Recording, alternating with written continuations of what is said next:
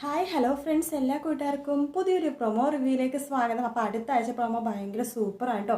രാധിക അമ്മക്ക് ഗീതു ചെറിയ ചെറിയ പണികളൊക്കെ കൊടുക്കുന്നുണ്ട്. ഫേഷ്യൽ ചെയ്യുന്ന പോലെ മുഖത്ത് കുറച്ച് മുളകൊക്കെ അരച്ച് തേച്ച് ആകപ്പാടെ രാധികാമ്മ വെപ്രാളം പിടിച്ച് വാലിന് തീ പിടിച്ച പോലെ അങ്ങോട്ടും ഇങ്ങോട്ടും ഒക്കെ ഓടുന്നുണ്ട്.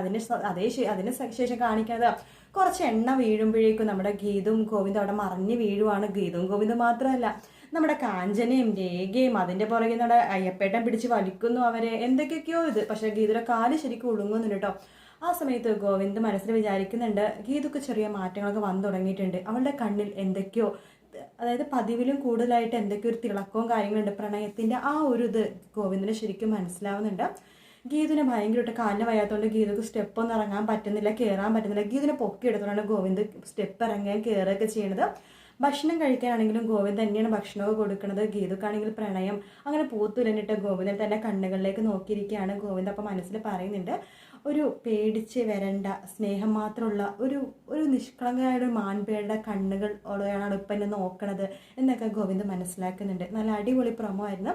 വീഡിയോ ഇഷ്ടപ്പെട്ടെങ്കിൽ ലൈക്ക് ചെയ്യുക, സബ്സ്ക്രൈബ് ചെയ്യുക, കമൻറ്റ് ചെയ്യുക. മറ്റൊരു വീട്ടിൽ നാളെ രാവിലെ കാണാം. Good night, take care, bye bye.